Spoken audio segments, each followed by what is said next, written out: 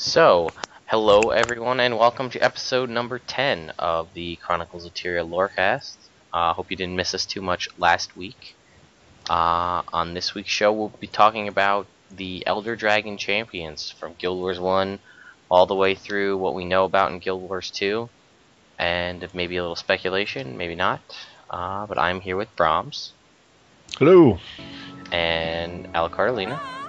Hello. And I was a little upset Bromms didn't do his little kind of catchphrase tied to something like he did the past few weeks. Yeah, I don't know what to do for dragons. They don't say much. Yeah, it's alright. Rawr! Okay, Thank you. There you go. Thank you for that. Alright, I guess we'll just kind of jump right into it. The plan is to go over all of the champions that we know of from Guild Wars 1, the couple that we learned about from the novel, and then the ones that we see here in Guild Wars 2. This is kind of, I guess, to be themed with the whole CoT Rising patch, which was supposed to be a couple weeks back, right around when it came out, but, you know, real life happens and such. It does.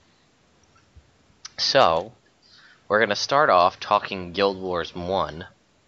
I guess the first one you really meet is Svanir, or the Norn Bear. And Claire, I believe you were going to talk about this. Are you still up for that? Yeah. All right, take us away then. I've talked about it before.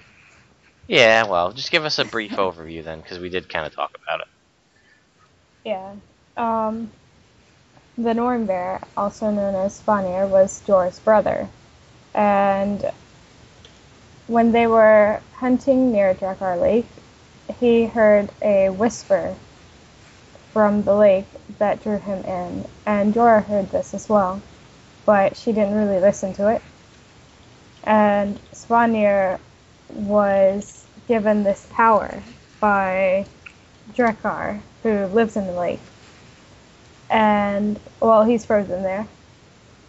And so he turned into the Norn Bear.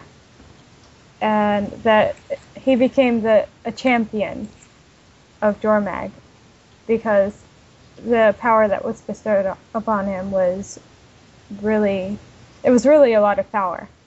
And it was meant to herald Jormag's return. Mm-hmm.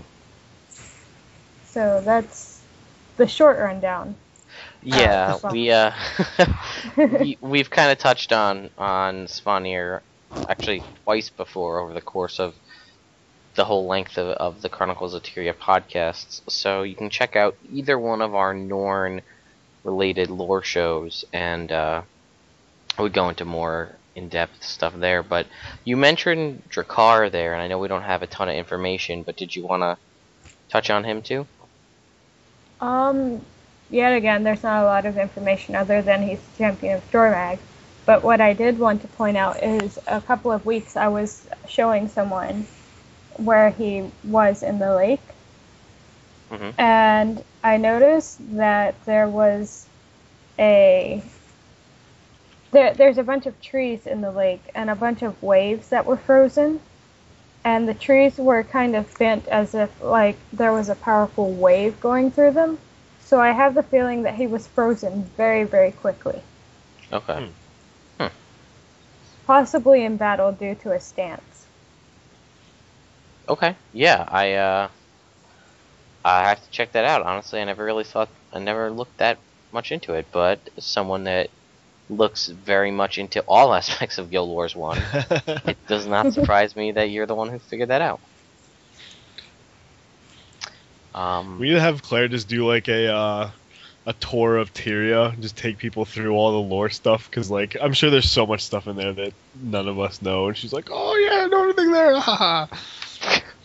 What was that? I am filled with random that's my impression of you, Claire. Sorry. Well, I am called the Tour Bus of Tyria. That's true. Yeah, we see, did there you give her go. that name. So, yeah, I'll see if I can't dredge up one of the pictures of somebody that like broke out of the game in Guild Wars 1 and got below the lake to get you this weird kind of image of what Drakkar looks like. There's an image that was floating around, and I'll see if I can't pull it up and link that in the description. So, all right, that's Drakkar, basically.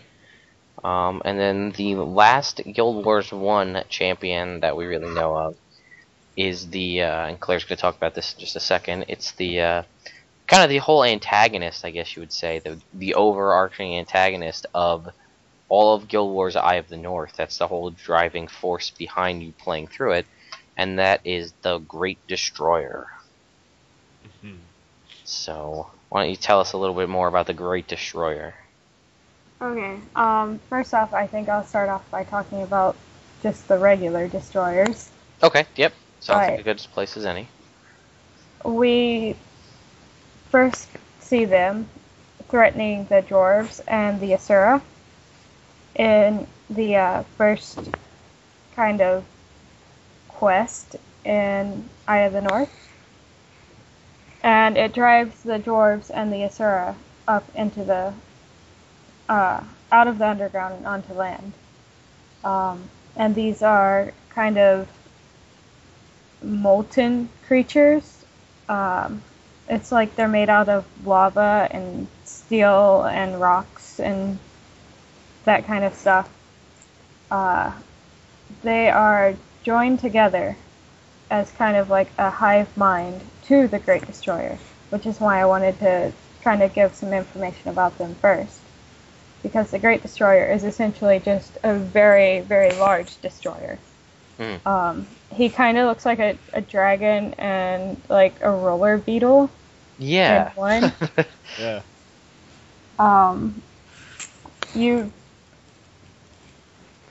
We don't really know a lot about the lore behind them. We just know that the dwarves think that he's not related to a dragon originally, and that he was basically the apocalypse coming.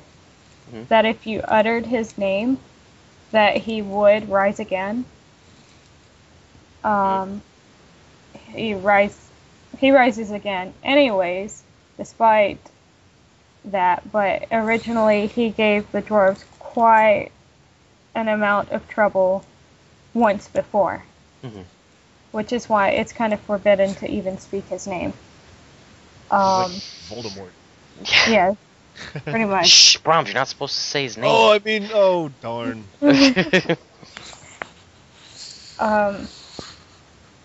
So, once the destroyers start to stir again, they think to go check on the Great Destroyer. And turns out he is stirring, he is waking up, nobody really knows why. And so, the only way they know to fight him is to turn into stone and fight him forever. Of course, they didn't need that, obviously. He was thought to be the opposite of the Great Dwarf. Like, he was described as evil, malicious, and greedy to the core. They said originally he was defeated by his name, which is also another reason why you don't say it too. Mm-hmm. He has a true name, basically. The Great Destroyer is just kind of a nickname, kind of like he who must not be named. Mm-hmm. So we don't know his real name. It was never uttered in the game. And that all just, I'd like to learn it all. Yeah. There's just so much to question about it. But that's pretty much the Great Destroyer in a nutshell. Yeah, and if I remember correctly, most of this was supposed to be foretold in the Tome of Rubicon. Is that yes. The original battle between the two, the Great Destroyer and the Great Dwarf? Yes. It does make me wonder if anyone ever found. Do we ever know if it was ever found, the Tome of Rubicon? I have no clue. I don't think it was, and I would love to, or I'd like to find it in the Derman Priory or something like that. I'd love to read it because, as you mentioned, the Great Destroyer was not originally, it didn't seem to be tied to the Elder Dragons, and that could have just kind of been like a retconny thing from ArenaNet standpoint to tie the Great Destroyer into the Destroyers and then into Primordius. Mm-hmm. But where does the Great Dwarf fit into all that? Yeah. Like, I'm just curious, because we know that the dwarves underwent the rite of the Great Dwarf, like you said, and became stone, therefore pretty much becoming extinct. But when I think of, and I don't know about you guys, what I think of when I think of the Great Dwarf, and again, this is kind of screwed up from playing the game, you see the scale of the Great Destroyer. But I originally figure, like, Godzilla movie, like, the Great Destroyer, like, attacking Tokyo, and then the Great Dwarf with his hammer comes into Tokyo and just beats up the Great Destroyer until he gets defeated, and then, the Great Dwarf walks off into the sunset kind of a thing. Yeah, the problem with the tome is that it is filled with riddles. Mm-hmm. Like, it does not speak in detail at all. It kind of dodges and beats around the bush. Mm-hmm. It apparently was found by High Priest Alcar. Okay. Who led excavators into the rubble of the stone basilica. I don't know how to pronounce that. Okay. I'm going to try, but I'm going to fail. I think it's basilica. Basilica. Okay. There we go. All right. That sounds right. Thank you. Yep. Basically, the Stone Summit dwarves had it originally and wanted to read it out loud to kind of gain its power. Because, they didn't like anybody. And if it was an apocalypse, they thought maybe they could survive or something. I don't know. Yeah, well, you know what? It didn't really work out for them in the end, did it? Nope. Yeah, so. I think one of the coolest things about going through Eye of the North, when I did it super late, like almost around the time that Guild Wars 2 came out. And so when you fight the Great Destroyer, they do a really good job of making it seem like it's this huge thing that basically all of these races have to kind of combine in to fight to have any chance. And then you find out that it's just a champion of the dragon.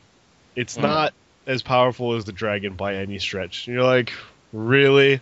So basically we don't stand a chance at all against Primordius. You just need more Norn. Yeah. Yeah, more than 5. Yeah. Right. But I liked that kind of scaling because it just kind of hits you like, wow, maybe this is kind of completely hopeless to fight against the dragons. But yeah. Yeah, and again, this nostalgia for a moment here takes me back to the prior to the launch of the game, when we found out about Jormag's tooth, right? Mm-hmm. And you see the fang of the serpent in Holbrack and how huge this tooth is in comparison to your character, and then you think about the scale of your teeth to your body and scale this tooth up to a dragon body, and you're like, holy cow, this is huge. And then you fight Zaitan and you don't care anymore. Yeah, but Zaitan might be like the runt of the dragons, Yeah, no, and I'm not worried about the scale, because it was a fairly large dragon. It's just everything that all the other controversy around Zaitan that makes me not lost my wow factor, I guess, for Zaitan. Yeah, if you think about it, it basically took an entire navy of airships in order to fight him. So it definitely wasn't a small scale production to get him down. But upon weakening him through our efforts beforehand. Right. And now we might even not have done anything to him, as it turns out. We're not sure where everything's going yet, but yeah, I mean, we're gonna find out through this living story. I said, the edits and adjustments they made to Quaddle in the game, mechanics wise, make it feel like a dragon. It is frustrating, but I would like to think that they've learned, Arena has learned, and that the next dragon that we fight will be as difficult as Tequatl or harder. Like, it took a long time for people to get used to Giganticus Lupicus to make that defeat a reality. And yes, at this point now, people can do it in like 30 seconds, but or less than that even. But you know, it took a while to get to that point, and like Ara was, I feel, was like almost an untouched dungeon for a long time. And it would be kind of cool if defeating the dragon of the game had this kind of really big prestige to it, whereas defeating Zaitan, I feel, does not. But anyway, I'm pulling us away from the topic of the show. So Kind of. Kinda. Yeah, kinda. Yeah, just a little bit. So I guess we'll reel this back in. Next, we're going to talk about the champions from the novels, as they kind of fall in between the two games. And I can take these. I've read the novel. Well, this is really just the one novel, really. Although there are some, now that I think about it, in the Sea of Sorrows, but I don't want to spoil that, because that's still a fairly recent release. So we'll just talk about the ones that are encountered in Edge of Destiny. Just before I start, both of you guys read Edge of Destiny? Yep. I have not, actually. Okay. Oh. It's on my reading list, which is growing ever bigger. You hate Logan yet? Oh, of course. I hated Logan the first time I saw him. Okay, you'll have even better reasons. Yeah. Yes, exactly. So, alright, so Claire, feel free to chime in on anything. I will start off here. So the first champion you encounter, really cleverly named, is only dubbed Dragon Spawn. Yeah, this is a champion of Jormag. This is essentially, I guess you could almost call him like the bane of Air's existence. And this champion, he, she, it, whatever it is, basically is the driving force behind the creation of Destiny's Edge. Essentially, this dragon is doing what, at the time we didn't really know much about it when we were reading it in the book, but what we know now is that Jormag and Jormag's champions can create Ice Brood. And that's pretty much all we were kind of getting, was that these great, Air was all sad because she'd make all these sculptures for people, and then people would go off to try to fight Jormag, and then they'd die and end up coming back as Ice Brood and attacking the town.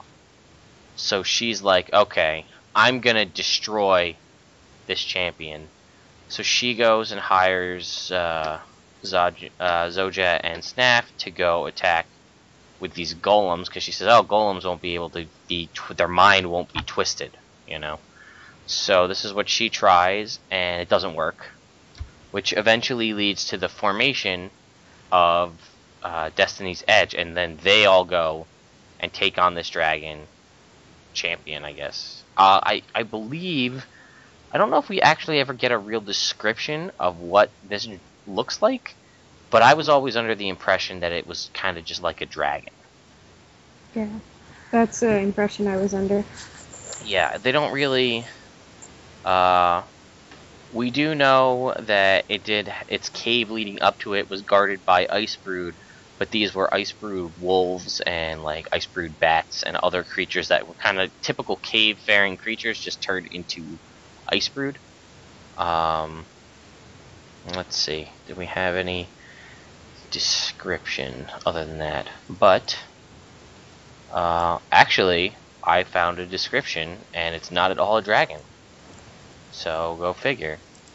Described as having a cattle-like skull with a skeletal body draped in white robes, a blue-gray vapor forming a body with gaunt arms and legs, and it wielded a sword made of eternal frost. I don't recall reading that at all. That's what the wiki says. It's been a while.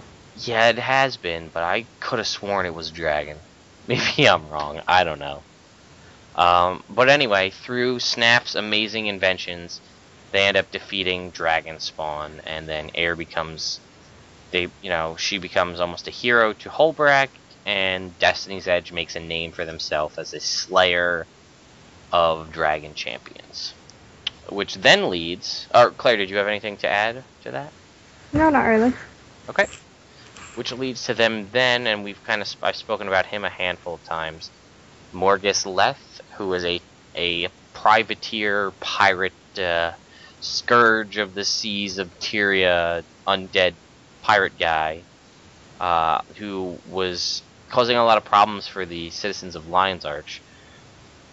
And he was originally the captain of the Cormorant, which is his ship, which now resides with Captain Magnus the Bloody-Handed, because in allowing Destiny's Edge to go free, Captain Magnus the Bloody-Handed said, "You're still in my debt for letting you all go free," so he says, "Now it's time to repay my debt."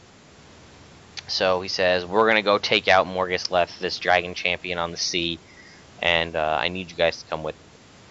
But one of the problems is all of these undead would just boil up out of the water and attack all the ships in the ocean surrounding Lion's Arch. So Zoja and Snaf take two smaller ships and are piloting them, I think, with their minds, wearing these headbands. And basically, they turned these two smaller ships into meat grinders, essentially. What happens is the skeletons or the Risen would climb over the side of the boat and then fall into, they'd fall over the rail into the boat, and it would trapdoor away.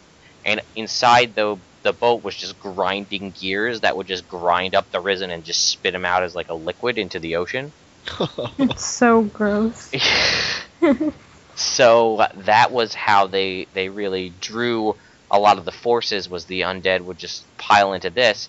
So this would allow Magnus the Bloody-Handed and the remaining members of Destiny's Edge to assault Morgus Leth on his boat.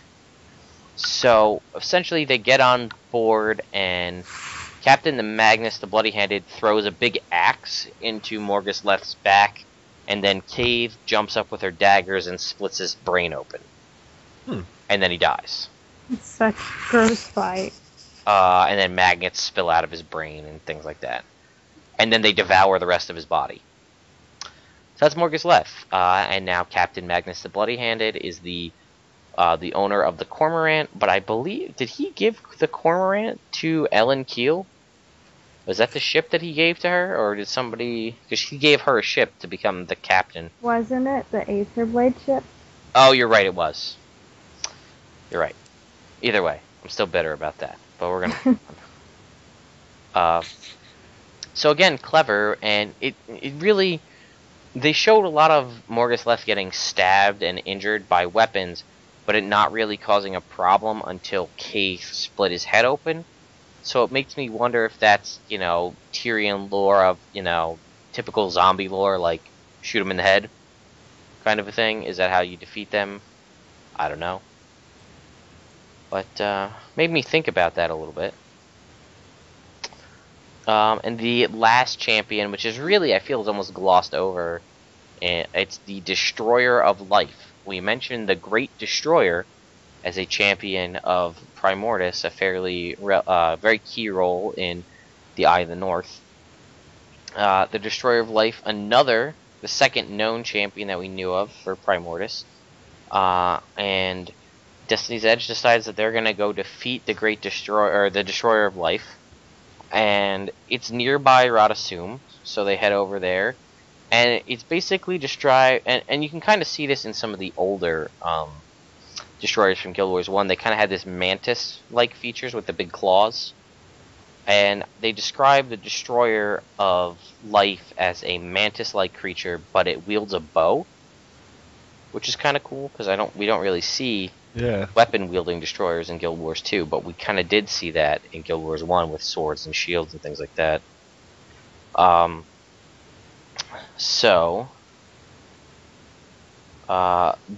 They made a whole big point about how other destroyers, and you can see this in some of the other games, could be frozen using ice, because I believe Snaf had created some sort of special device to freeze the destroyers, but the Destroyer of Life was made of primordial fire, so he could not be frozen.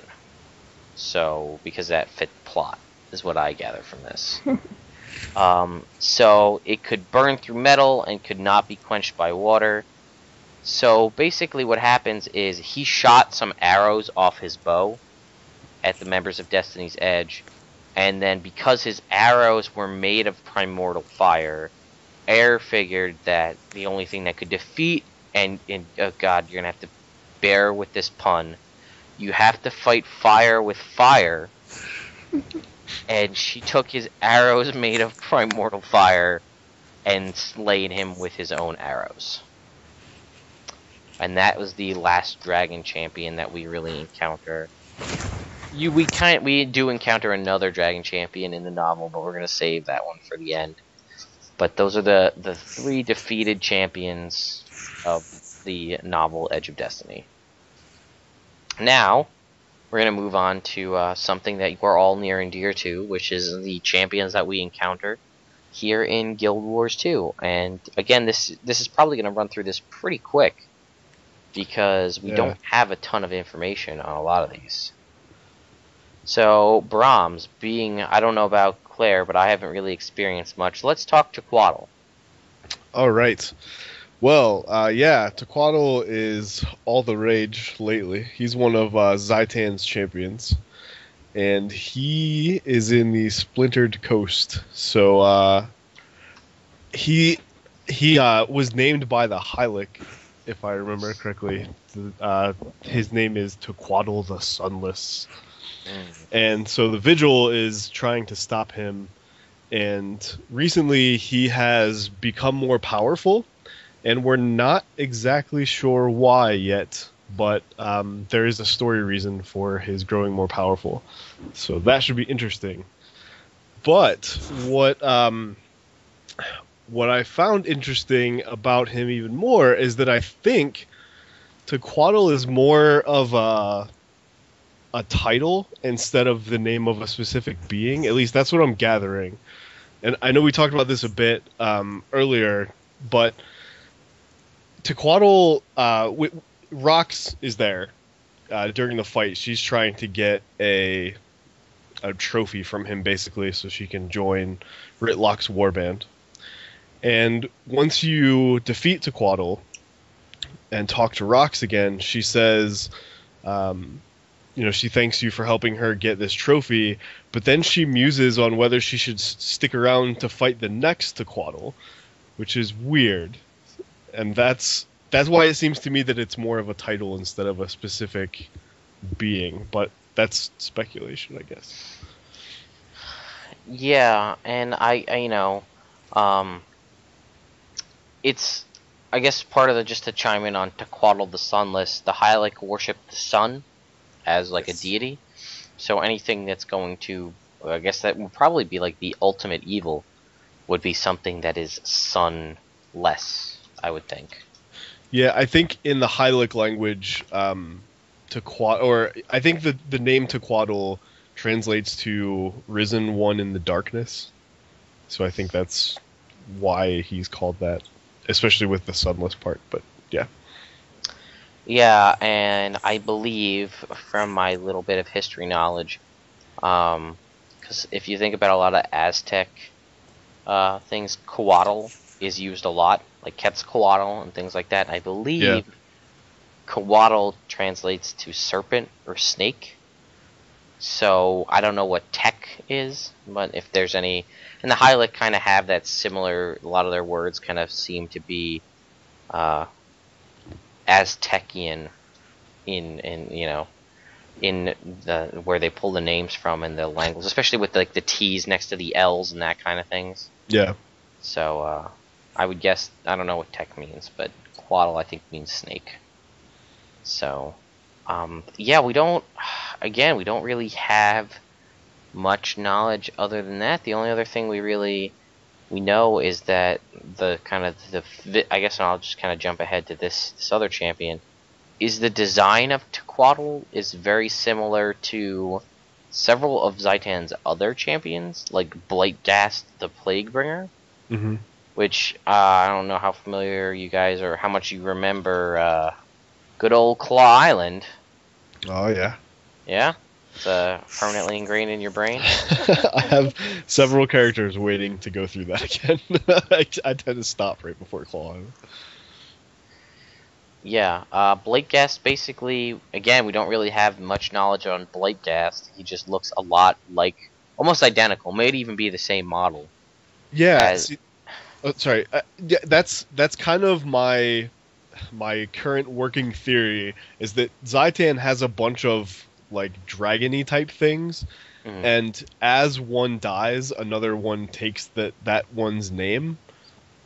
Okay. I mean that's the only thing I can think of as that would give any meaning to what Rock said, but you know, Well, I that just happens with the Shatterer. yeah, Like, we know that exactly, happens with yeah, the Shatterer, so... right, Well, what an excellent segue. indeed. Why don't we talk about the Shatterer next?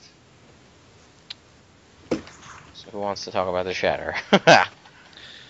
He's another one that we really don't know much about. He is the champion of. Why did I just totally forget the name? Kralkatorrik? Yes, thank you, Kralkatorrik. Yay! But yeah, as Claire mentioned, there's only one being that has the rank of the Shatter at a time, and when one is destroyed, it then gets passed on to the next. Mhm. He is responsible for creating the branded. If I remember, Kralkatorrik created the brand. Kralkatorrik is right. Yes. So Yeah. I think that the Shatterer expands it. Yeah. Again, we don't have a ton. We can say that the Shatter is the first real, I guess the first dragon, really, I think that we've ever seen. We ever saw in any Guild Wars 2 anything. Yeah. Because very early on, that was like, you could play through a low-level zone as like a human, or you could play through like a high-level zone as a Char fighting the Shatter, and that was like show off the dynamic event and the scale of these big boss fights and stuff like that. And that was like a huge deal when it first came out, and now it's almost like, bleh. There was the event in the beta weekend event. That's where true we as well. fought him, or his Yes. corruption rather. Yeah. Yep. And I remember being online playing with a lot of you guys, and it just being like, "Oh my God, look up!" I will say that's still one of my favorite parts of the game. The Shatterer is the only dragon that you can see relatively all the time. Like he flies through that zone, and Yeah. it's super cool to see him. Just like you know, you hear him in the distance, and you look up, and you just see this giant shadow flying over, and you're like, "Whoa, all right, awesome." Apparently, he lands in every so often now, just in random places. Really? Interesting. Yeah, that's what someone in the guild said that, as well as someone on Reddit. Interesting. Because I noticed there are, it's not Zaitan, it's like the Tequatli looking dragons. Sometimes you see flying around in different areas, like Straits of Devastation. You'll see like a dragon in the sky, Mm-hmm. and it looks like Tequatl. So, all right, I guess since we're touched on the other big two, with one that we probably know, I would say even less about. The Claw of Jormag. Very cleverly named after its champion, or its dragon, Jormag. This is the ice dragon. And I said this at the beginning of the game, that I felt that the Claw of Jormag fight, at least at that time, was the one of the most innovative boss fights in the game. Yeah. Towards the beginning, because it had multiple phases. You fight off the crystals, then it lands, and then, it puts up the ice wall, and you have to shoot it down from a distance and then attack it. And when it gets so low, you end up shooting it out of the sky, and the crash lands, and you get to see all this happen. And all I kept thinking to myself when I first fought the Claw of Jormag is, why isn't Zaitan this, interesting? But I believe the Claw of Jormag is a similar situation to the Shatterer. It is. And yeah, that it's a title given to a lieutenant of Jormag.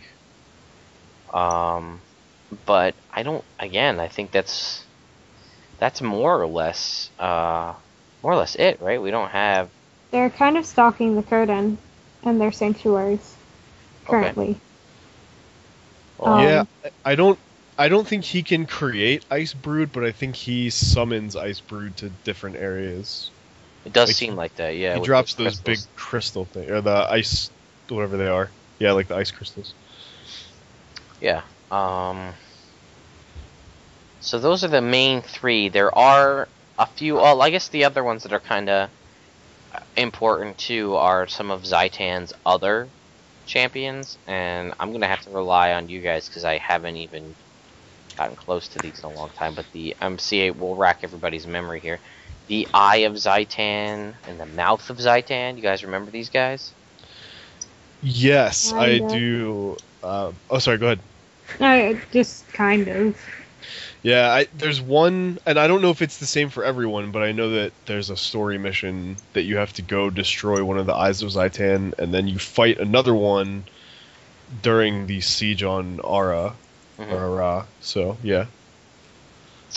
Yeah, it talks, even though it's not the mouth, which I thought was kind of funny. It does seem like it has... It almost seems like it's the brains behind everything that Zaitan's doing. If I remember correctly, Zaitan can actually see through those. So, like, they're almost used as, like, scouts, but I think they're also kind of like the generals for that area because they... that's how Zaitan sees what's going on, so he can command troops through them, essentially. Yeah, I think they, there's a point made about how most Risen are just mindless and stupid. Yeah. And like you said, Zaitan can see through the eyes as if they were his own, and they actively seek out large concentrations of magic since the dragons consume magic, but also the enemies because they do seem to have a vendetta against your character and to I guess to a greater degree Traherne, but really a lesser degree because you're doing all the work. Yeah. The interesting thing about those that we do know is that they are the old kings and queens of Or. Yep. Which I didn't realize until just recently, but that's super cool. Yeah, because I believe in the one mission, when you're going in and you're helping Traherne get ready to cleanse Or, and you defeat one of the eyes, you find out, or you run into one of the kings. Yeah.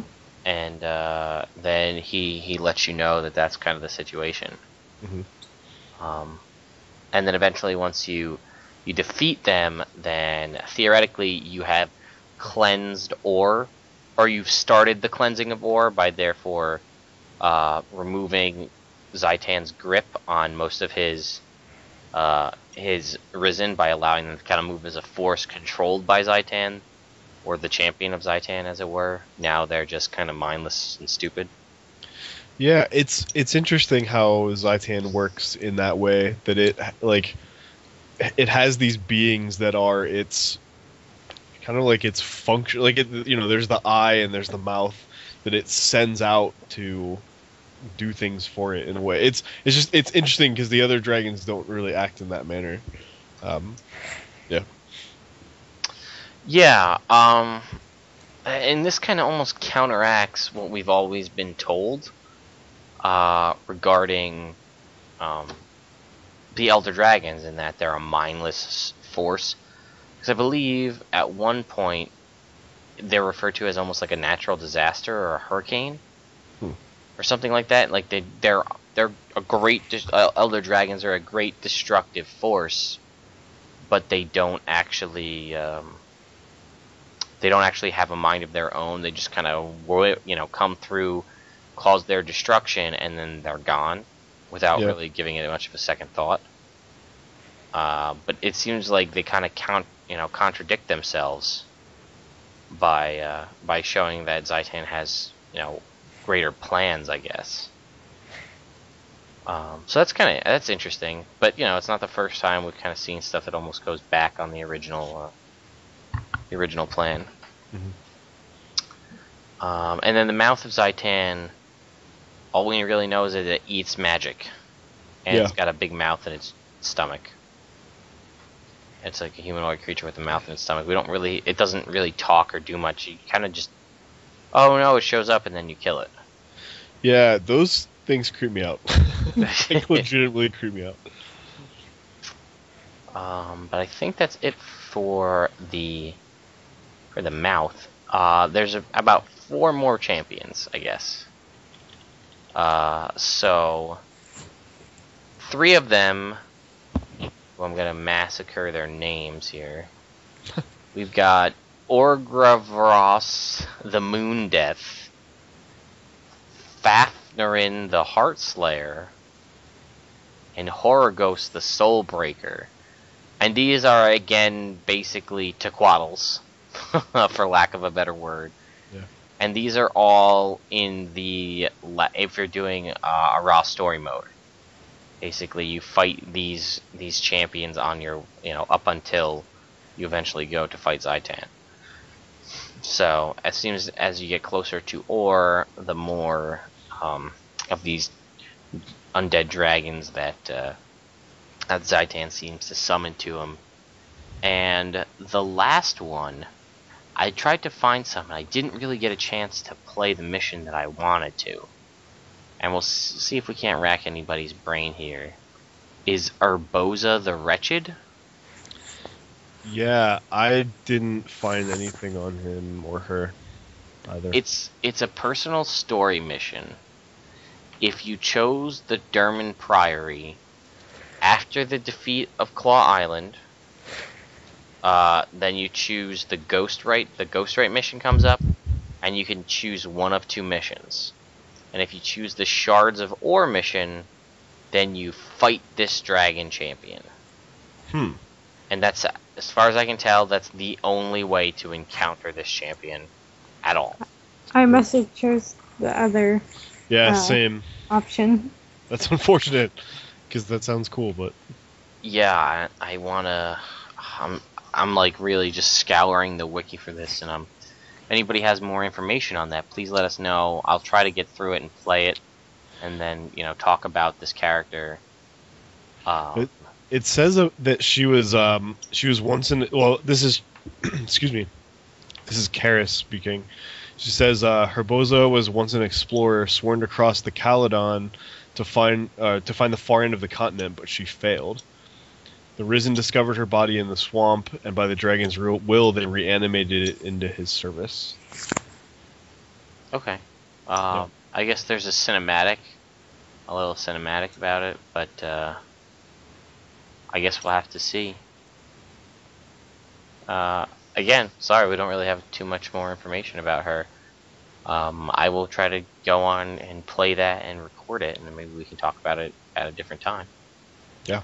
As I said, there's a couple of champions of Zhaitan that we encounter in the Sea of Sorrows, at least 2 that I can think of, and we will not talk about them because that book is still fairly fresh, and people may still be wanting to read it. So at some point down the road, we might do a review of the Sea of Sorrows, and then we'll spoil everything. But for right now, that's not the case. So I'm going to blow your mind. Are you ready? Yeah. Alright, so what if every time we destroy one of the champions of one of the Elder Dragons, so we'll say either a Claw of Jormag or a Shatterer, what if Zhaitan then raises them as Risen to create new stand-ins for like Tequaddle and for Agravos, the Moon Death, and those? So essentially we can't ever actually kill them all. I believe that it was mentioned at some point, I hate to burst your bubble, that dragons cannot assume control of another dragon's champion, or like another dragon's minion or anything. Like, their powers what if after they're dead, though? I guess that's true. Loophole in the system. I guess. Perhaps. But again, some of those we don't know. Like, what if we believe that you don't become branded until after you're dead? I believe. That's how that works. So, like, if you die and come back as a branded, you already died and came back, and you come back again. It's like Dragon Ball Z rules. You can only come back once, unless you're on Planet Namek. I don't know. Where do you get a bunch of undead dragons, though? Yeah. It's like, was ore filled with them? I don't know. Maybe there's like an undead dragon hatchery. Maybe. Maybe that's where all those Sylvari come from. That'd All be those creepy. seeds are really somehow tied to Elder Dragons that are dead. I don't know. Yeah. But they're, yeah. they're like chicken eggs. So when they hatch early, they turn into Sylvari. But if they keep going, they turn. No, I don't know what I'm talking about. Never mind. Alright, anyway. I guess we should just kind of touch on, lastly, and maybe we'll even do a whole episode on her. But Glint, we know of Glint. Glint's a fairly common and well-known character from Guild Wars 1, from Edge of Destiny, in Guild Wars 2 through the Zephyrite, and Glint, we find out through the novel, is one of the Elder Dragon champions who was previously Kralkatorrik's champion, and this we learn that to some degree, with a little assistance, that a dragon champion can be broken from their connection to their Elder Dragon, and then even go on to then defy that Elder Dragon and try to defeat them. Yeah, that's super interesting. To think that they might be chained to the dragons against their will. And the interesting thing that a lot of people bring up, and again with the issues surrounding Cantha, we won't know, is Kunavang, which is a dragon that helped us out in Guild Wars factions. And essentially, as we've kind of mentioned here, the only dragons we encounter anywhere within Guild Wars, the universe, they're either an Elder Dragon or a champion of an Elder Dragon. So, where does Kunavang fit? Is this the exception to the rule, that this is a dragon that isn't tied to an Elder Dragon? Are we counting bone dragons? I'm gonna say that those were minions of Zaitan. But yeah, okay, you have to ruin my point and talk about that. I am so sorry. Yeah. Well, okay, they're bone dragons, right? Which means they were theoretically dragons at one point, and then were reanimated, right? Yeah.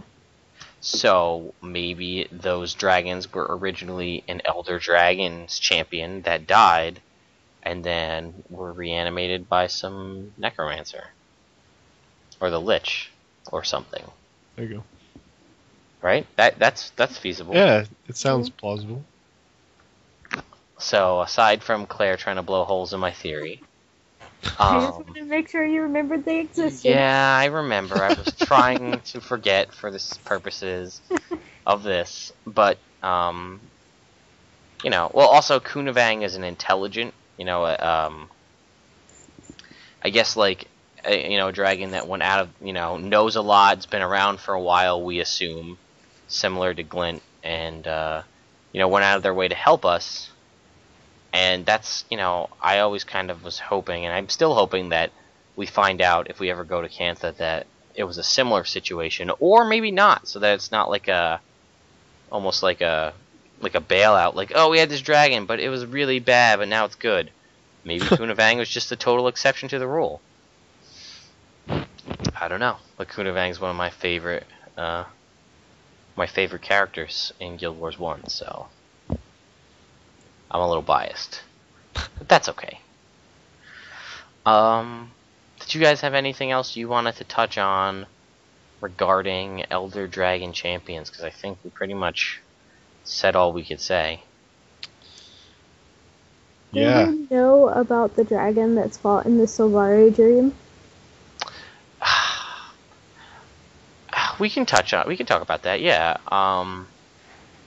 But I guess we don't really technically know whether or not that was just a manifestation, Yeah, it's very confusing.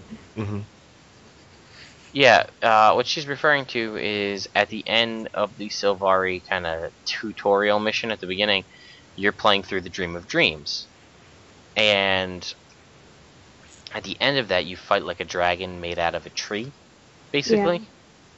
And it looks kind of like the Tequatli type dragon, but, to a lesser extent. But is it something completely different? Is that an allusion to a jungle dragon, which Colin Johansson confirmed is an actual thing? I always kind of thought it might be the nightmare kind of tainting that part of the dream. But right. Yeah, I don't know. Well, they had to come up with it somewhere too. That's true. Yeah. Yeah, I don't know. All right. We just blame Traherne because clearly Traherne had been fighting dragons or dragon champions of Zaitan, and so his experience tainted the dream. So now we all have to fight dragons. It's Traherne's fault. That's all. We just killed Traherne. Yeah, see, that would solve all the problems. I'm telling you though, he's Scarlet. But anyway, I still like that theory. It's one of my favorite theories. All right. So, did you guys have anything else, or we'll wrap this up? nothing here. I'm done. All right, guys. So thank you for tuning in with us for our 10th episode of the CoT Lorecast. Woohoo. So, yeah, for that, I am Lagwyn. I'm Claire. I'm Bromms. And we'll see you next time.